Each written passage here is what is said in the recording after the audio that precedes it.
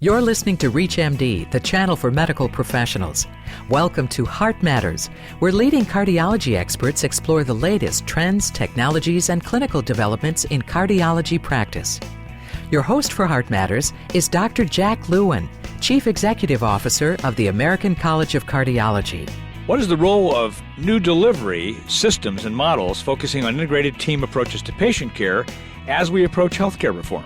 How can cardiologists and our internal medicine colleagues work together to promote the patient-centered medical home as an efficient strategy for reducing costs and improving quality of care? Our guest is Dr. John Tooker, Executive Vice President and CEO of the American College of Physicians in Philadelphia, Pennsylvania. Welcome, Dr. Tooker. Thank you, Jack. It's a pleasure to be here. John, you and I have worked a lot on this topic and worked together quite a bit on it, but for our listeners, why don't you discuss, if you would, the roles of the new primary and specialty delivery models in healthcare reform and how they may change practice. Right. Well, for years we've been accustomed to a primary care practices, usually general internal medicine, family medicine, and pediatrics, relating to other specialty communities such as surgery, but also to our subspecialties within internal medicine such as cardiology. We're learning that as our patients age, that they are acquiring more and more chronic illnesses that require a lot of care coordination. So with this in mind, the notion of the patient-centered medical home has been developed. And although it usually applies to primary care physicians, it may also apply to other specialties and to subspecialists who wish to operate a medical home. There are four key components of a patient-centered medical home, the first of which is first contact, meaning that the patient, 24 hours a day, 7 days a week, has a single contact if they need to access medical care. Secondly, the care is continuous, meaning that once you are a patient in a patient-centered medical home, then that is your home as long as you wish to participate. The third is that the care is comprehensive, meaning that within reason that most of the conditions that a general physician or a specialist physician would be expected to treat would be provided for within the medical home. And fourth, and very important, is the care coordination, a understanding that as patients age, that they see more and more physicians, they have many more encounters with the healthcare system, and require assistance in managing their care through that system. Now, the patient-centered medical home is not limited just to primary care or to those specialists or subspecialists who wish to operate one, but it also calls to mind the necessity of relating to the entire medical community through which a patient may go, including other specialties and certainly institutions such as hospitals. Yeah, so you're really talking about reorganizing care in many communities around better coordination for patients. When we think about these new models in the patient-centered medical home, do you think these are nice new options, or are these essential to creating a better functioning healthcare system as we go forward? That's a good question, Jack. In my opinion, these new models are essential in that the current models of care, while they provided great services, are not viable over the longer term, both in producing the quality of care that we would like to provide, understanding that in the patient-centered medical home, one of the key attributes is the demonstration of the quality of care provided, but also we are facing this mountain of healthcare costs, and we must deliver care more efficiently. And that will require the integration of care, including the patient-centered medical home services within the medical community. There now is ample evidence that where integration of care in the patient-centered medical home environment takes place, that there are improvements of quality and reductions of costs. Very importantly, though, are the personal benefits to patients in which they will have less exposures over time to acute and urgent care because of the quality of the preventive care that they are getting. The American College of Physicians represents general internal medicine, but you also represent a variety of subspecialty physician practices like the cardiologists and the members of the ACC. So how do you see the best integration in the medical home model when you're dealing with specialty and subspecialty practices? Who's the receiving practice for the medical home? How does it work, actually, for the patient? Well, I think, Jack, that is something that, one, the patient needs to play a major role in, but also the relationship between the principal physicians caring for that patient. And by principal, I mean the physicians who would be most responsible for the major illnesses of that patient. So it doesn't necessarily mean that a primary care physician is going to be operating the patient-centered medical home. If a patient has a primarily vascular and cardiovascular diseases, it may be very appropriate for a cardiologist to be the locus of care for that patient, with the understanding that the practice assumes responsibility for the coordination of care of that patient wherever that patient goes. And, of course, this then calls into question what the reimbursement model is for the care that is provided. And I think we're all aware that although we continue to have a fee-for-service model, and that in the pilots and demonstration projects for the medical home, that there is also a care coordination fee for each patient. In many sectors, there's a pay-for-performance payment, that ultimately we're going to be moving toward a payment system in which those who are providing the care are going to be held accountable for the costs of the care provided. And it might be, if we're able to do the pilot demonstration project, something like an accountable care organization where there's a relatively fixed sum of money to provide the care, and that money will be distributed throughout the accountable care organization with the understanding that those providers will be accountable for the care provided. It's going to require a lot of integration, meaning a timely communication and cooperation between all of the parties caring for patients. I like to think about it from the point of view of the patient. How do they perceive their journey through the healthcare system? And once I do, it makes it easier to think about how those who are providing the care should be organizing it for that patient. Yeah, I think that's right. Well, if you're just joining us, you're listening to Heart Matters on ReachMD, the channel for medical professionals. I'm your host, Dr. Jack Lewin.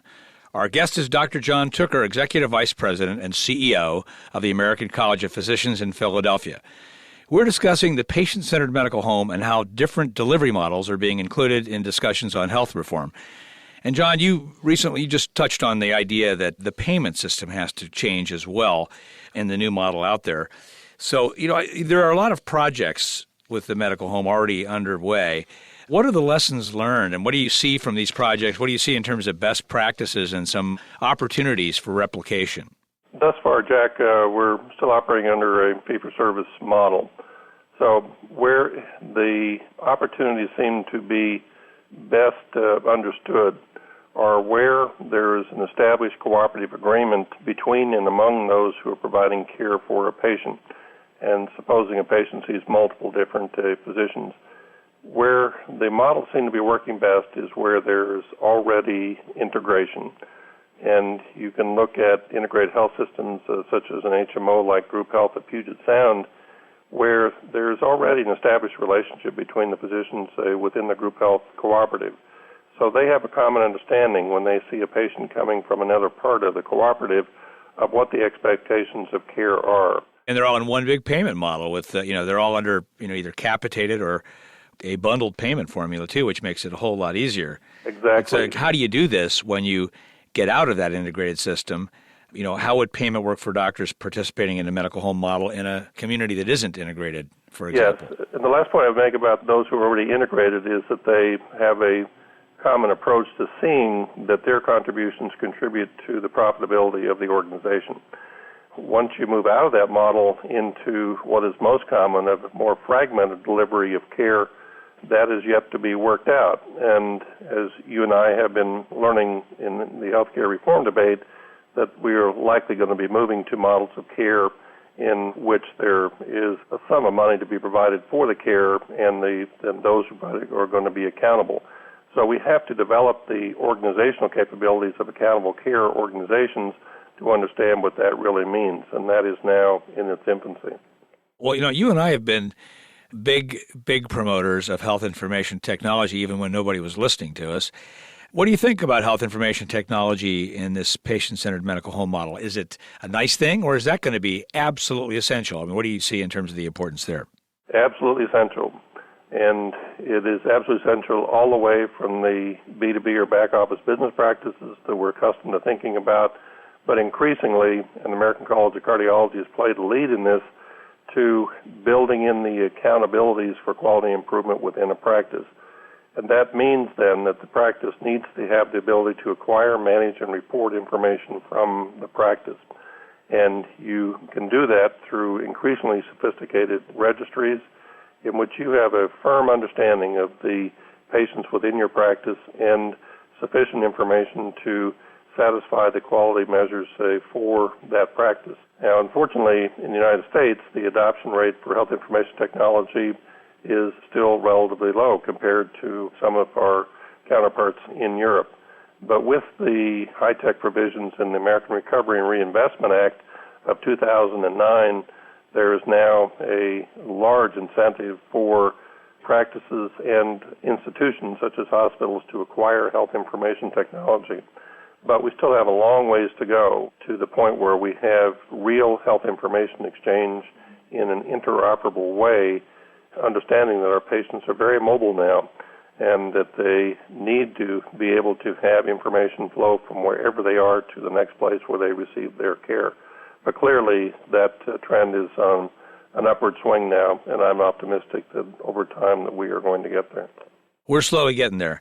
You know, I think you would agree with me that one of the most critical problem areas today, it's not just the handoff of patients from the hospital to the community, where we do have a lot of problems. We have a lot of people bouncing back and preventable readmissions. But I think that we've lost something outside of the integrated systems in terms of the connection with the primary care doctors and the specialty doctors so that, you know, people are managing the patients together in a good fashion. I do believe that that's going to be so critical here in this model, and particularly for those who aren't in the integrated model, to build a new expectation that the specialists and the primary care doctors working with the patient figure out a way to communicate back and forth better about what they're doing so that everybody's kind of in the same loop when the patient bounces in or out of the hospital or into a crisis. Any ideas or good models out there that you see in the non-integrated communities that will help us move in the right direction for improving primary specialty communication? Certainly, Jack, is growing attention to what happens to patients when they are discharged from hospitals. There are recent Medicare data, as you know, that about 20% of Medicare patients are readmitted within 30 days of a discharge from a hospital, and that about 50% of those patients will not have seen their primary care practice before they go back into hospital. That's assuming they have one in the first place. So with that awareness, there is big cost implications because hospital care, while very important, is also quite expensive. And it's also quite difficult for patients to have unnecessary hospitalizations. So the pressures are definitely mounting for increased accountability of the institutions who are discharging patients, but also accountability in a patient-centered day model of care to be ready to receive those patients. And a lot of this is not difficult. The most common error, of course, is ordinary medication reconciliation, that when patients leave the hospital on different medications they went in with, that information is not communicated well, oftentimes to the patient, but certainly to the practice that they are going to. So there are now a lot of work in building in accountability measures for hospitals on discharge to take responsibility to make sure that those patients get to where they need to go. And again, that will be a feature within a community of an accountable care organization in which all of the players who are providing that care will be accountable for their portion of the care. Yeah, you know, I think ACP and ACC and others are ready to move ahead, even if Congress isn't, to try to get some of this stuff done. So, John, it's really always a great pleasure talking with you. This has been very informative. We've been discussing the patient-centered medical home and the role of new delivery models in healthcare reform with Dr. John Tooker. John, thanks so much for joining us today. My pleasure, Jack. Take care.